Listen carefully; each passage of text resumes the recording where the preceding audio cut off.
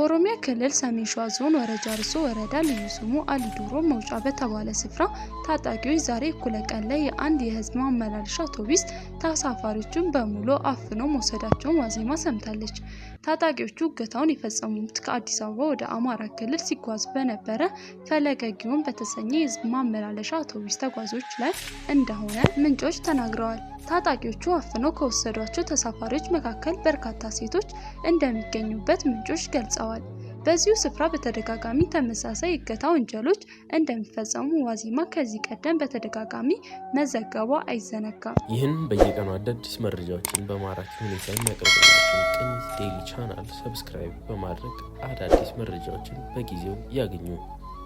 በቤኒሻንጉል ክልል የአሶሳ ዞን የመጀመሪያ ደረጃ ፍርድ ቤት ያለመከሰስ መብታቸው በተነሳባቸው የክልሉ ምክር ቤት አባል ዮሐንስ ተሰማ ላይ ዛሬ የ14 ቀን የምርመራ ጊዜ እንደፈቀደ ከቤተሰቦቻቸው መሰማቱን ቢቢሲ አማርኛ ዘግቧል። ተከሳሹ የተጠረጠሩባቸውን ወንጀሎች እንዳልፈጸሙ ለችሎቱ መናገራቸውንና ከውጭ ኃይሎች ጋር ግንኙነት መፍጠር በሚል የቀረበባቸውን ውንጀላ የትኛው የውጭ ኃይል እንደሆነ በግልጽ አልተገለጠም በማለት ለችሎቱ ምላሽ መስጠታቸውን ዘገባው ጠቅሷል።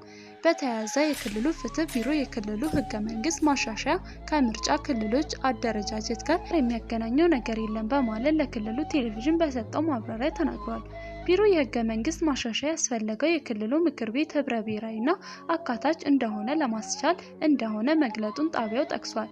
የህገ መንግስታዊ ማሻሻያ መነሻ ሀሳብ የክልሉ ካቢኔ መሆኑን የጠቀሰው ቢሮ ምክር ቤት የሁለቱ ተቃዋሚ ፓርቲዎች ተመራጮች በተገኙበት የአብላጫ ድምጽ ማሻሻያውን ማጽደቁን አብራርቷል ተብሏል። የክልሉ ምክር ቤት መቀመጫ ብዛት ከ99 ወደ 165 ማደጉን በመቃወም ለፌዴሬሽን ምክር ቤት የህገ መንግስት አጣሪ ጉባኤ አቤቱታ ያስገቡት የተቃዋሚ ቢሮ ዲሞክራሲያዊ ፓርቲ አባል ዮሐንስ ያለመከሰስ መብታቸው ሳይነሳ ከሳምንት በፊት መታሰራቸው ይታወሳል። ይህን በየቀኑ አዳዲስ መረጃዎችን በማራኪ ሁኔታ የሚያቀርብላችሁን ቅኝት ዴይሊ ቻናል ሰብስክራይብ በማድረግ አዳዲስ መረጃዎችን በጊዜው ያገኙ።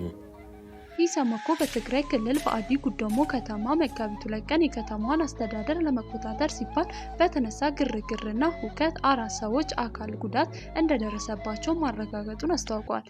ኢሰመኮ የከተማዋን ከንቲባ ጨምሮ 4 ሰዎች ለቀናት ከታሰሩ በኋላ እንደተለቀቁና በተመሳሳይ በሳሃሪቲ ሳምረ ወረዳ በዚያው ዕለት የወረዳው የጸጥታ ኃይል ለቀናት ከታሰሩ በኋላ እንደተለቀቁና በተመሳሳይ በሳሃሪቲ ሳምረ ወረዳ በዚያው ዕለት የወረዳው የጸጥታ ኃላፊና አንድ የትግራይ ነጻ ፓርቲ አባል ለቀናት ከታሰሩ በኋላ እንደተለቀቁ መረዳቱን ገልጧል። ኢሰመኮን አለመግባባቱና ውጥረቱን በፕሪቶሪያ የዘላቂ ተኩስ አቁምና የሰላም ስምምነት በክልሉ የሰፈነውን አንጻራዊ ሰላምና መረጋጋት ወደ ኋላ ሊመልስ የሚችልና ስምምነቱ በተሟላ መልኩ እንዳይተገበር ተድራጎት እንዲሁም የሰብአዊ መብቶች ጥሰቶች ስጋት እንዳይፈጠር ስጋቱን ጠቅሷል። ሁሉም ባለጉዳይ አካላት ችግሩን ከሚያባብሱ ድርጊቶች እንዲቆጠቡና የፖለቲካ ልዩነቶች በምክክርና በመግባባት እንዲፈቱ ኢሰመኮ ጥሪ አድርጓል።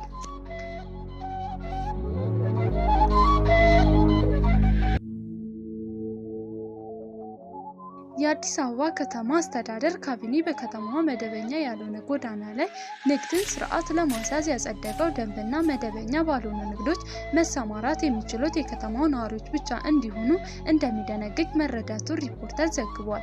በኢ-መደበኛ ንግድ ለመሰማራት የከተማ ነዋሪነት አስገዳጅ መስፈርት የሆነው በኢ-መደበኛ ንግድ የሚሰማሩ አካላት ህጋዊ ሆነው እንዲንቀሳቀሱ ለማስቻል መሆኑን ያስተዳደሩ ኃላፊዎች መናገራቸው ዘገባው ጠቅሷል። ከገጠር ወደ አዲስ አበባ የሚደረጉ ፍልሰቶች በከተማዋ ላይ ጫና እንዳያደርሱና መደበኛ ያልሆነ የጎዳና ላይ ንግድ የጸጥታና ደህንነት ስጋት እንዳይፈጥር የትራፊክ እንቅስቃሴን እንዳያስተጓጉልና ህጉን ተከትሎ የሚሰሩ ነጋዴዎች እንዳይጎዳ የህግ ማዕቀብ ይህን በየቀኑ አዳዲስ መረጃዎችን በማራኪ ሁኔታ የሚያቀርብላችሁን ቅኝት ዴይሊ ቻናል ሰብስክራይብ በማድረግ አዳዲስ መረጃዎችን በጊዜው ያገኙ።